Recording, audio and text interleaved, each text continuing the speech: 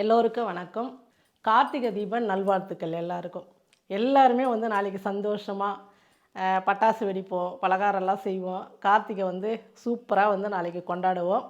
அதுக்கு இன்றைக்கி முன்னாடி நம்ம பொரி உருண்டைலாம் ரெடி பண்ணிக்கணும் இல்லையா? நாளைக்கு நீங்கள் செய்யணும்ல, அதனால் இன்றைக்கி நம்ம பொரி உருண்டை செய்ய போகிறோம்.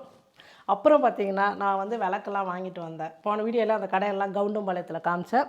இப்போ நம்ம வீட்டில் இருக்கிற விளக்கு, நம்ம செடியில் பூத்த பூ இதெல்லாம் பார்த்துட்டு அப்படியே பொரி உருண்டை செய்யலாம். இன்றைக்கி நம்ம வீட்டில் கொஞ்சமாக தான் விளக்கு ஏற்றுவோம். பரணி தீபன்றதுனால நிறையா ஏற்ற மாட்டேன்.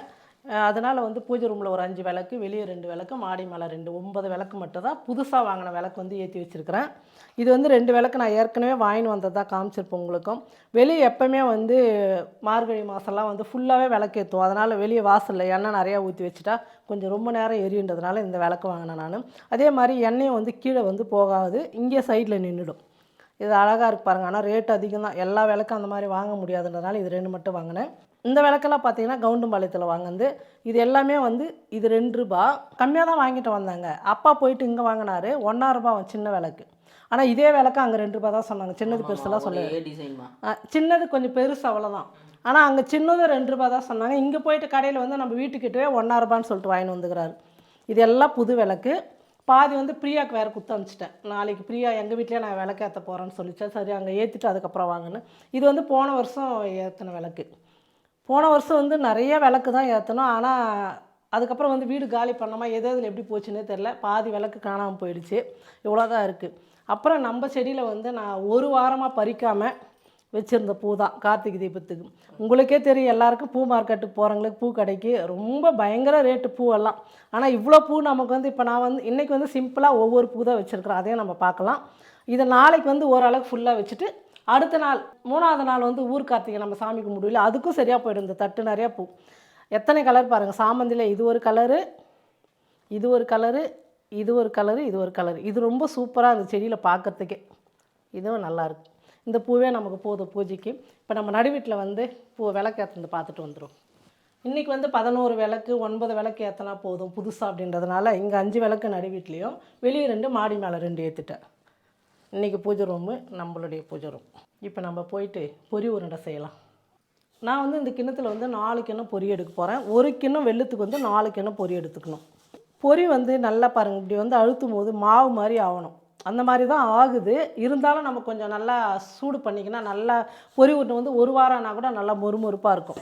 இல்லைனா கொஞ்சம் நமுத்து போச்சுன்னா சாப்பிடவே முடியாது, ஜவ்வு மாதிரி இருக்கும். இதில் 4 கப்பு போட்டுக்கிறேன் நான் பொரி. இல்லை நான் கத்திரி எடுத்துன்னுக்கிறேன், அதுக்கு தான் நிதானமாக எடுக்கணும் வீடியோலாம். பொரி ஒரு 2-3 நிமிஷத்துக்கு நல்லா சூடு வர அளவுக்கு நம்ம வறுத்துக்கலாம். பாருங்கள், சவுண்டே வரல. இப்படி வறுக்கும் போது ரொம்ப கலகலகலான்னு வரணும். நான் வாங்கின்னு வரும்போது அவ்வளோ நல்லா இருந்துச்சு, மொறுமொறுப்பாக. பாக்கெட்லேயே இது பண்ணால் எப்படின்னா கொஞ்சம் நமுத்து மாறிக்குது. அதுதான் பழகுது. பாக்கெட்டில் இருந்தால் கூட நமுத்துடும் பழகுது. நம்ம பொரி சேர்க்கும் போது இந்த மாதிரி சவுண்டே வரல. பாருங்க எவ்வளோ சவுண்டு வருது. பொரியை இறக்கி ஒரு பாத்திரத்தில் மாற்றிக்கலாம்.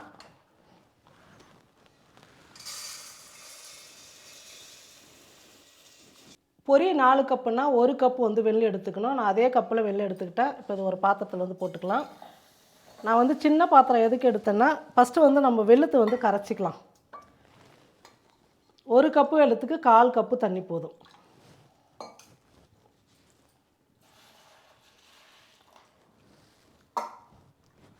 வெல்லம் நல்லா கரைஞ்சதுக்கப்புறம் நம்ம வேறு பாத்திரத்தில் மாற்றி அதில் தான் பாவு எடுக்க போகிறோம்.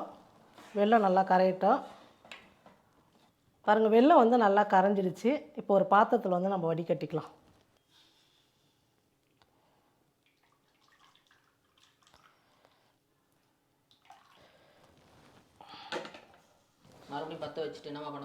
பற்ற வச்சு என்ன பண்ண போறியா? பாகு எடுக்கணும்டா. இதில் பொரி கொட்டி உருண்டை பண்ணேன்னு வச்சுக்கோ, ஃபுல்லாக ஒரே ஒரு நிமிஷம்லாம் நமுத்து போயிடும்.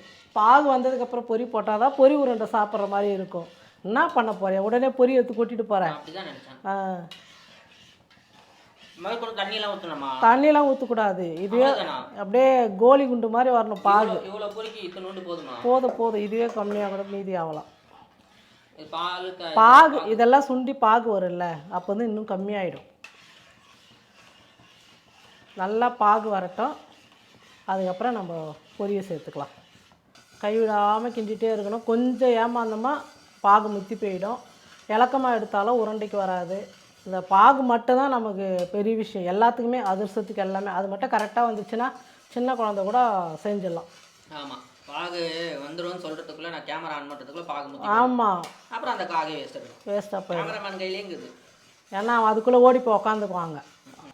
பாகு வந்து இன்னும் வரல. ஆனால் அதுக்கு முன்னாடி வந்து நம்ம ஒரு டீஸ்பூன் நெய் சேர்த்துக்கலாம். நல்லா மணமாக சூப்பராக இருக்கும். கொஞ்சம் ஒரு 1/4 டீஸ்பூன் வந்து ஏலக்காய் தூள் தான். ஒரு சிட்டிகை உப்பு, டேஸ்ட்டுக்காக ஒரு சிட்டிகை உப்பு போட்டு இப்போ வந்து ஸ்டவ் கொஞ்சம் ஃபுல்லாக வச்சுக்கலாம். நான் கம்மியாக வச்சுட்டேன். இப்போ ஃபுல்லாக வச்சுட்டு எடுத்தால் சீக்கிரமாக பாகு வரும். தண்ணி வச்சுருக்குறோம். அந்த தண்ணியில் வந்து ஏற்கனவே 2 முறை விட்டு பார்த்தேன், வரல. இப்போ பார்க்கலாம். தண்ணியில் விட்டுட்டு கொஞ்சம் ஒன்று சேர்க்கணும். ஓ, வந்துச்சு மம்மி. வரல. இந்த மாதிரி இலக்கமாக போகக்கூடாது.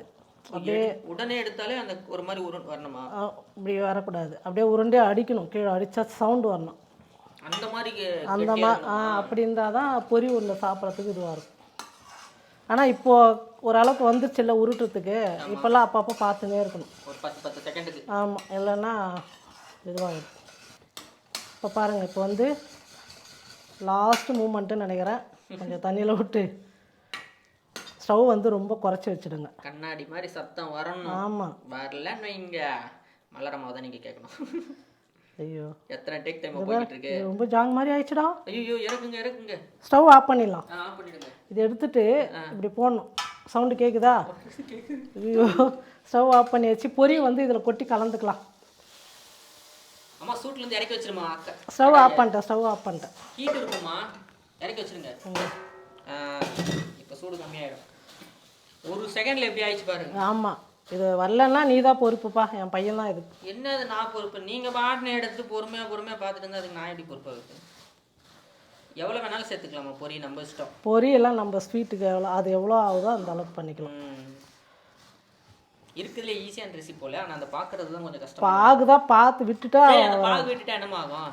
உருண்டை பிடிக்க முடியாது. உருண்டை சாப்பிட கெட்டியாக போயிடுச்சுன்னா உருண்டை இல்லை, வராது. நான் என்ன சொல்கிறேன்னா, உருண்டை பிடிக்க முடியல, அப்படியே எடுத்து கையில் எடுத்து அள்ளி சாப்பிடுவோம். எல்லாமே நல்லா கலந்துட்டோம். இப்போ வந்து நம்ம கையில் நெய் தடவிக்கணும். நெய் தடவலாம், இல்லைன்னா நம்ம தண்ணி கூட தொட்டுக்கலாம். அரிசி மாவு வறுத்துட்டு அதையும் பண்ணலாம். நம்ம விருப்பம் தான் அது. என்ன ஒன்று கொஞ்சம் சூட்டோடு வந்து நம்ம பண்ணணும். சூடு தாங்க முடியலன்னா கஷ்டம். நல்லா அப்படி பிடிச்சிங்க. நம்ம உருட்டுற. ஆமாண்டா, உருட்டினா தான் கெட்டியாக பிடிக்கணும்ல. அழுத்தணுமா இல்லை ரொம்ப அழுத்தக்கூடாதா? அப்படி பிடிச்சா போதும். அழுத்துதுன்னா அது இதுவாகாது. அவ்வளோதான். அந்தளவுக்கு ரொம்ப அழுத்த வேணாம். அவ்வளோதான், சூடாக பிடிக்கணும். அதுதான் டக்கு டக்கு சூடா. ஓகேவா, போதுமா? கை சூடு போல. சூடாக தான் இருக்கும். அதுக்கு தான் கொஞ்சம் நெய் தடவின்னு பண்ணணும். நான் வந்து சின்ன சின்ன உருண்டையாக பண்ணினுக்கிறேன். இவன் பாருங்களேன், பெருசாக பெரிய உருண்டெல்லாம் இவன் பிடிச்சது. ஆனால் என்னோட நீ தாண்டா அழகாக பிடிக்கிற, குண்டு குண்டா சூப்பரா.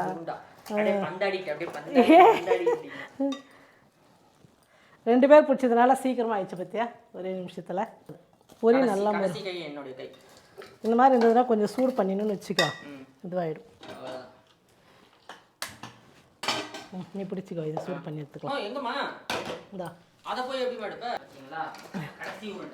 இங்கே பாரு, வரலன்னு சொன்னல, இங்கே காட்டுவோம் எப்படி பிடிச்சிருந்தது. நம்ம எடுக்கும்போது எவ்வளோ சண்டை போட்டோம் இது கிட்ட. பிடிச்சிக்கோ, எடுத்துக்கோ, அவ்வளோதான். ஆஃப் பண்ணிட்டு எடுடா, அவ்வளோதான். எடுத்து தரேன், இரு, நான் ஒரே உருண்டையாக பிடிச்சிடுவேன். கடைசி உருண்டை போதுமா?